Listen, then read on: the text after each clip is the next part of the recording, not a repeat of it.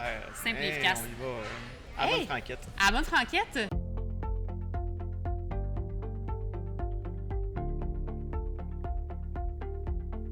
Au Salon du Livre du Saguenay. Ouais. Mine de rien, hein, on commence la saison 2025 et on est en ce moment au Salon du Livre du Saguenay, dans un nouveau lieu.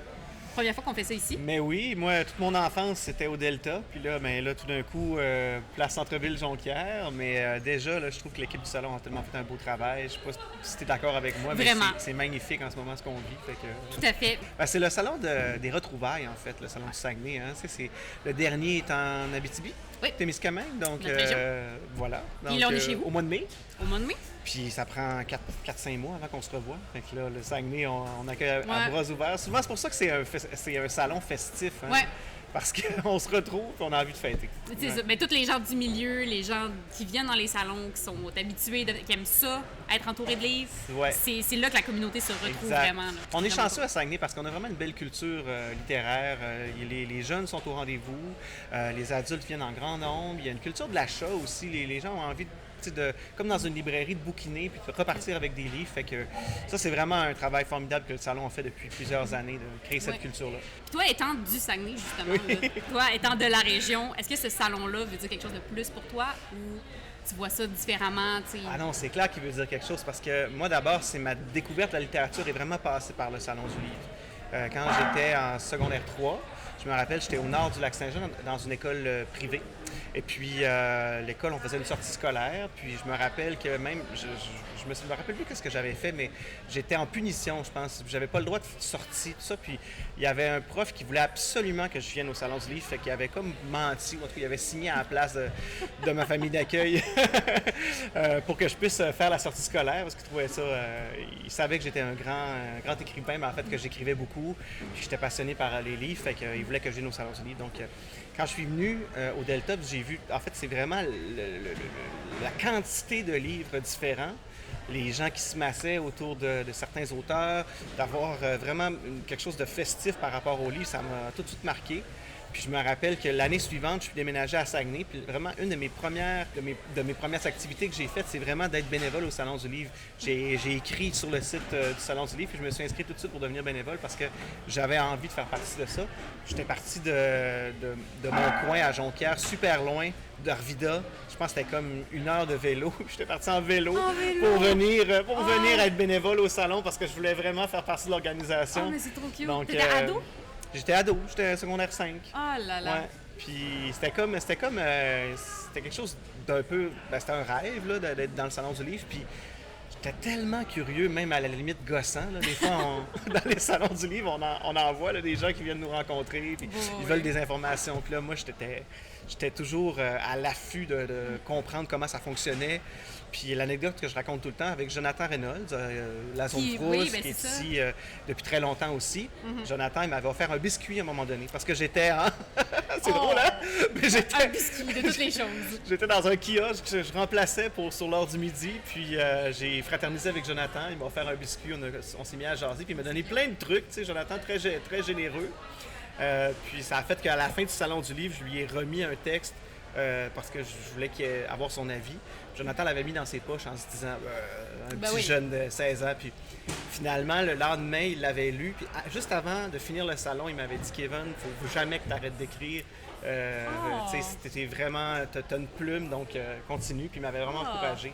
Mais c'est vraiment... Tout ça, j'ai vécu ça au Saguenay. Fait que pour moi, ça a été vraiment le début de quelque chose. Puis Ben oui. Puis aujourd'hui, vous écrivez les deux dans la même collection. Mais pour nous, avec les autres Frousse, puis il y a d'autres éditeurs aussi. Vraiment, vous partagez les mêmes éditeurs. Ben oui, puis après ça, Jonathan, je l'ai suivi dans plein d'événements. On a fait la tournée des salons ensemble pour les éditions Cibrume. Puis j'ai vécu ça très, très jeune. Puis en tout cas, ça me rend encore nostalgique un peu aujourd'hui de penser à tous ces moments-là. Mais je suis content du chemin que j'ai parcouru aujourd'hui. Puis de voir que j'ai encore Jonathan dans la même collection. Wow! Vous avez grandi ensemble. Exactement, on se recroise. Et ton premier contact vraiment avec le monde professionnel du livre, ça a été via le Salon du Livre du Saguenay?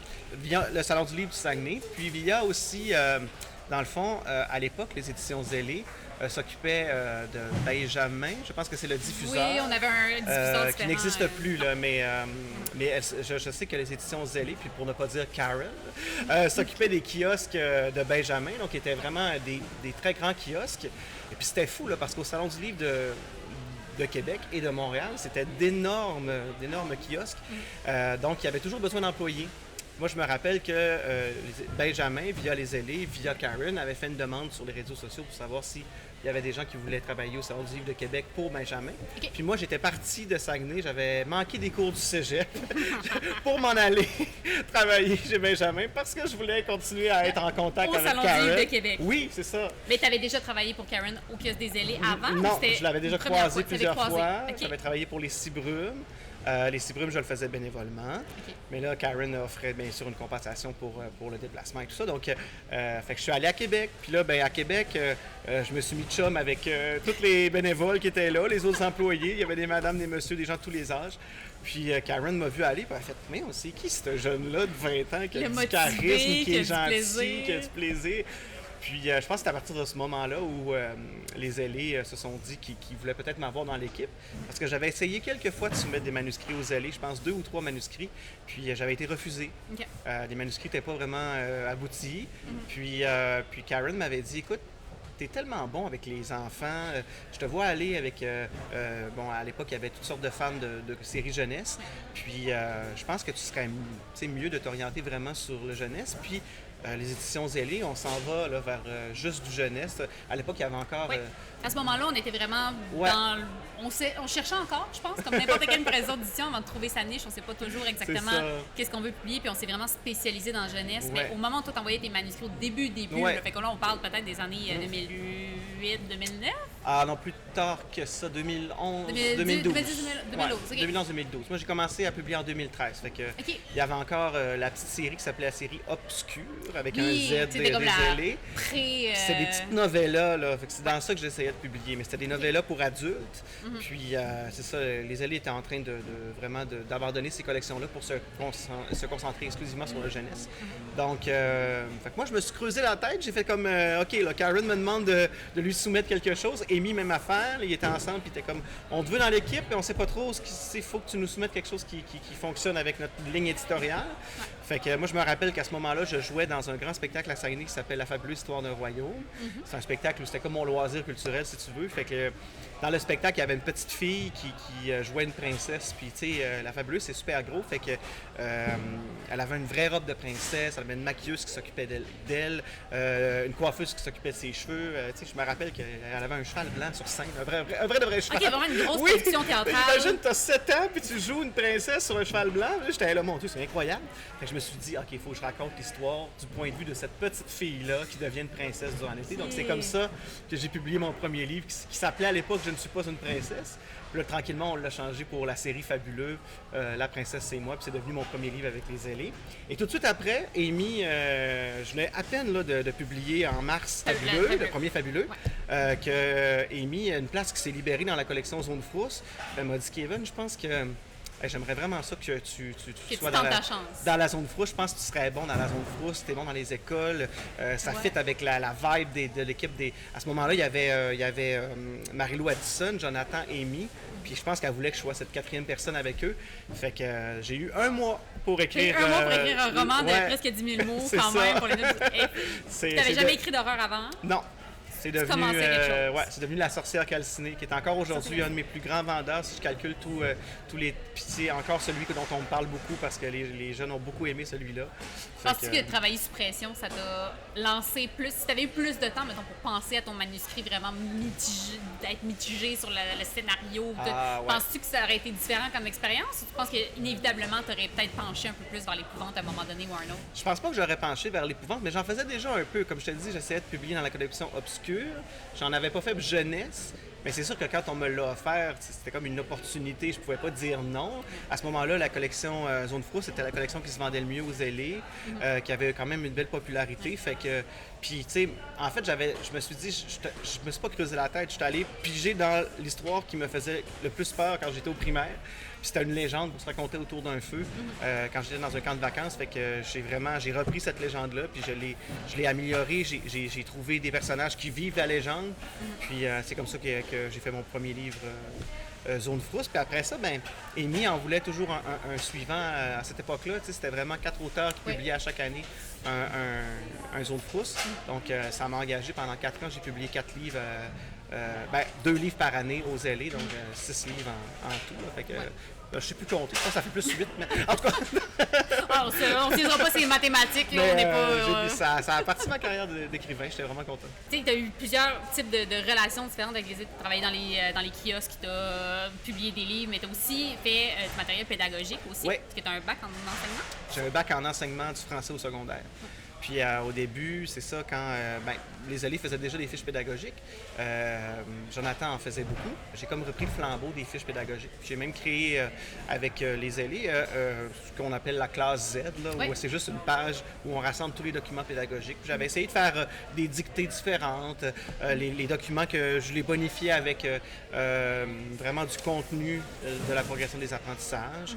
Fait que ça a fait vraiment, moi je pense encore aujourd'hui que les ailés ont des très belles fiches pédagogiques parce que ça permet aux enseignants de vraiment faire passer leur matière à travers la lecture qu'ils ont en classe. Fait que c'est pas juste on fait une lecture puis après ça on fait une compréhension de lecture, c'est on fait une lecture puis toutes les thématiques autour de cette lecture-là, je peux l'utiliser pour faire des mathématiques, pour faire de la géo, pour faire de l'univers social, c'est ça. Ça me garde comme actif sur le transfert des connaissances.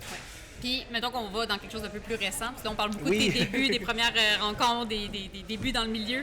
Là, maintenant, on a la collection Garnotte depuis quelques années, dont tu es, d'une certaine façon, l'instigateur. Peux-tu me parler un peu de ce processus-là, les premiers contacts que tu as eus, pourquoi tu as pensé à nous? Parle-moi tout ça.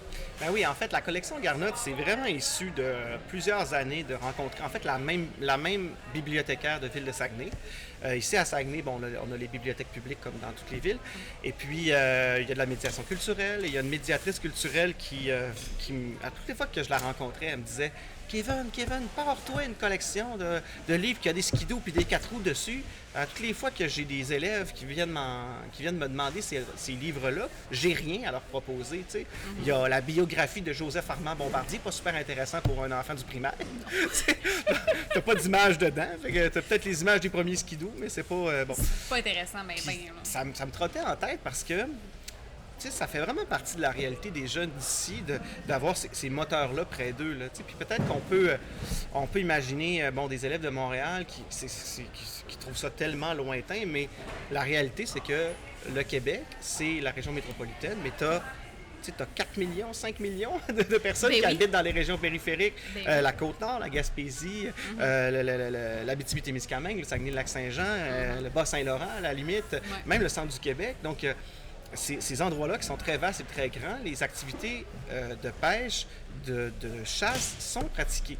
Je trouvais ça tellement logique de parler de ces enjeux-là. Puis là, je me suis posé la question parce que moi, je suis pas un chasseur, je suis pas un pêcheur. J'ai pas ça dans le sang comme d'autres l'ont. Mais je me suis dit, moi, j'ai la créativité, j'ai la capacité d'écrire, j'ai la capacité de faire des recherches aussi. Je pense que j'ai cette intelligence-là aussi. Puis je rencontre tellement d'enfants qui m'en parlent que je les écoute. Puis je les comprends. Fait que c'est comme ça que j'ai décidé d'écrire mon premier livre. J'étais allé plus safe, mon premier avec la pêche blanche, parce que c'est près de chez moi. Puis je connais des très bons pêcheurs qui sont très proches de moi. Fait que là, c'était facile pour moi de faire des recherches par rapport au processus qui est la pêche blanche ou la pêche sur glace. Tu as incorporé un personnage mythique aussi un peu dans ton... Oui, c'est ça. Il y a Philippe Bellé, qui est un réalisateur d'ici, qui est décédé malheureusement, mais qui avait fait un reportage... très coloré sur une dame de la baie, la reine du Sébaste. Puis c'était une dame qui pêchait à tous les années puis qui pognait à tous les années. Tout le monde, une année où tous les pêcheurs n'arrivaient pas à pêcher, elle était dans son coin à pêcher. Puis c'est drôle parce que dans le reportage, elle dit « Ben oui, mais les autres, ils passent leur journée à boire. Moi, je pêche pour vrai. » Fait que... Quand tu sais les vraies bonnes techniques. Oui, c'est ça. En tout cas, mais elle a pas tort. Mais ça pour dire que c'est ça. Fait que j'ai écrit là. Puis pour moi, c'était vraiment important de m'adresser aux 9-12. C'est un âge critique où tu apprends la littérature. Puis dès que tu vois un skidoo sur la page couverture, ben les autres... ces enfants-là qui ont besoin de ces sujets-là, ça les attire tout de suite. Puis là, ben l'histoire parle... C'est fou, mais c'est logique de parler d'une réalité que tu vis toi-même dans les livres. Tu veux te retrouver dans les livres. C'est ça aussi la culture, c'est se retrouver à travers ce qu'on vit dans la vie de tous les jours. Fait que, donc, c'est comme ça qu'est née la collection Garnotte. Puis, je dois t'avouer que j'essayais un peu de la vendre dans d'autres maisons. J'en parlais, mais c'était tout le temps flou. Puis, à un moment donné, ça m'est tellement venu comme un coup de marteau sur la tête. Je fais, voyons, mais Les ailés, t'as peu, là. Amy, puis toute la gang, ils viennent de la Abitibi-Témiscamingue, je vais leur en... Tu sais, puis comme de fait, quand j'ai écrit à Amy, j'ai dit, j'aimerais ça te parler d'un projet de collection, puis ça parlerait de sujet de plein air. Elle a fait, OK, on s'en parle, puis dès que j'ai lancé l'idée, ça a pris 3 secondes qu'elle a fait « Ben oui, on le fait! » Mais c'est ça, ça doit être à l'heure. Pourquoi tu n'y as pas pensé avant? Pourquoi il n'y a pas pensé avant? C'est ça. Mais fait que la collection Garnotte, c'est ça. Puis là, ben maintenant, avec Bessic à gaz, ça, je suis allé hors de mon champ d'expertise. Mais j'ai parlé pendant, je pense, 1 heure avec une motocycliste qui m'a expliqué en long et en large, m'a envoyé des photos, des vidéos. J'en ai écouté. Puis là, ben aujourd'hui, j'ai des fois des critiques qui me disent « Hey, l'auteur partage sa passion. » Oui. Moi, je pense que c'est quand même ça, c'est vers là qu'il faut aller, essayer de sortir des sentiers battus parce qu'on est beaucoup, là, on va se le dire, il y a beaucoup de livres qui sortent à chaque année. Puis le but, c'est pas nécessairement de sortir du lot, mais de se dire, OK, là, mon milieu, de quoi il a besoin aussi. Fait que, moi, de quoi on n'a pas encore parlé. Exact. Qu'est-ce qu'on n'offre pas comme thématique? Ouais. Puis de se dire peut-être que ça va toucher juste les... Bon, c'est quand même beaucoup, 4 millions de personnes, mais peut-être que ça va toucher juste une partie de la population, puis que... Mais cette partie-là, par exemple, elle va se sentir concernée, elle va acheter, elle va vouloir consommer cette littérature-là. Fait que moi, je pense que c'est l'avenir, d'essayer de trouver vers où... à qui on veut parler, en fait. Là, tu dis... Les premiers contacts que tu as eu avec les élèves, on t'a dit beaucoup, t'es génial avec les enfants, oui. Ça se passe bien dans les écoles. Tu fais encore des animations dans les classes? Oui, je fais encore des animations. Je suis membre de Culture à l'école depuis 2017. Puis je rencontre presque 3000 enfants par année. 3000 enfants? Beaucoup de ma région. Donc, on est quand même chanceux ici dans la région du Saguenay-Lac-Saint-Jean parce qu'on a comme des organisations qui nous aident à nous promouvoir auprès des écoles. On a Culture Éducation Saguenay, qui est un organisme affilié à Ville de Saguenay, qui sort un guide à chaque année des artistes d'ici pour les écoles d'ici. Fait que ça me permet d'avoir des contacts avec des écoles. Au Lac-Saint-Jean, il y a un bel événement là, qui se déroule où on rencontre en personne les profs. Tous les membres de Culture à l'école du Saguenay-Lac-Saint-Jean peuvent avoir accès à cet événement-là. C'est comme un 5 à 7 festif avec boucher et tout ça. Mais on rencontre les profs et qu'on peut proposer nos activités. Puis je te dirais que c'est sûr qu'il y a le bouche à oreille là, à chaque année.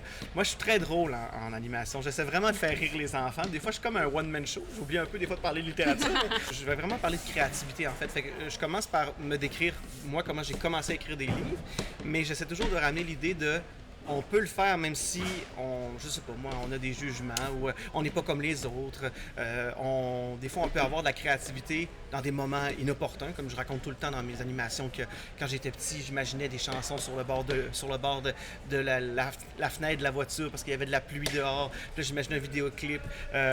Tu sais, j'expliquais que je gossais tout le monde au primaire parce que je voulais faire une pièce de théâtre. Puis là, j'avais écrit ma pièce de théâtre. Puis là, j'allais voir tout le monde. Puis voulez-vous jouer avec moi, s'il vous plaît? Puis là, fait que là, c'est ça. Fait que j'explique vraiment comment les artistes, dans le fond, on choisit d'être artiste, mais on l'est aussi. Puis il faut accepter comment on est. Puis après ça, je fais des exercices avec les élèves pour justement stimuler la créativité. La majorité de mes ateliers, c'est surtout des 1 heure. Donc, c'est plus une rencontre d'auteurs. Je la considère comme ça. Même s'il y a un petit volet atelier à la fin. Mais ça m'est déjà arrivé de venir 2 fois. Donc, à ce moment-là, je vais vraiment vers un petit projet d'écriture rapide. Puis, je fais aussi beaucoup une école accueille un écrivain. Donc, ça m'est arrivé d'être en résidence plusieurs semaines dans une école. 2 fois dans une école primaire. 2 fois dans une école secondaire également. Là, à ce moment-là, je suis là 12 semaines. Fait que je peux vraiment, 2 jours par semaine, être dans l'école. Je tisse des liens avec les enfants, je tisse des liens avec les profs. Puis on fait des projets qui sont plus sur le long terme. Je reviens en classe. Je travaille sur mes propres projets aussi. Fait que là, je peux montrer aux élèves comme Bessic à gaz. L'année passée, j'étais à une école d'Héberville. Puis quand j'ai reçu la page couverture, je suis allé le montrer dans les classes aux élèves. Là, je leur ai montré parce qu'on avait...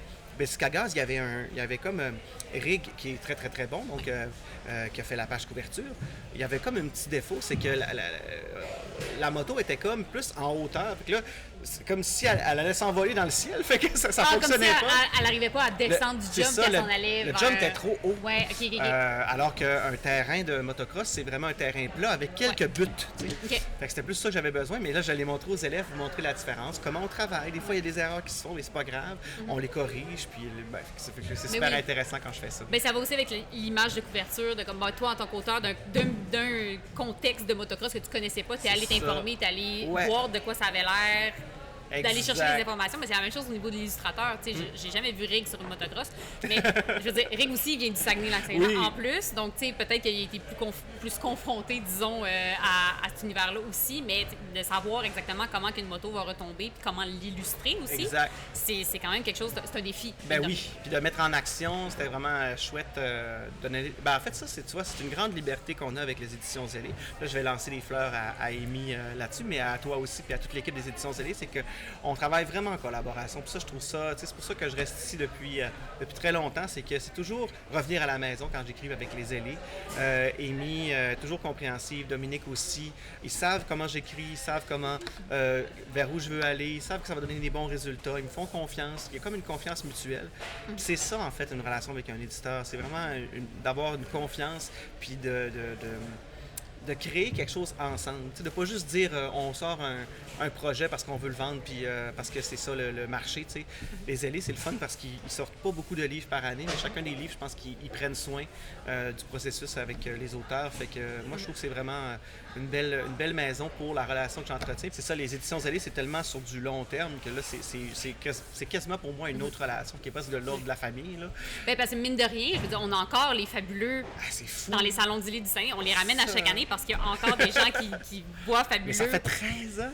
Ça fait 13 ans, puis moi, je trouve ça extraordinaire. Les Zélé, dans les salons du livre, continuent à traîner ces livres-là, les premiers livres, parce qu'ils savent que... Moi, je rencontre plein d'élèves là, au Saguenay qui vont revenir, puis peut-être que ces ouvrages-là, même s'ils sont vieux, ils n'ont pas moins de valeur pour autant. Puis ça, je trouve ça le fun. Ça prouve quand même que les éditions Zélé ont un souci de pérennité, puis ils ont un souci aussi de prendre soin de leurs livres qu'ils ont déjà. Oui. Merci beaucoup, Kevin, d'avoir pris le temps de jaser avec moi. Merci, Roxane. Merci sur un coin de table au Saguenay-Lac-Saint-Jean. C'est le fun. Écoute. Vraiment.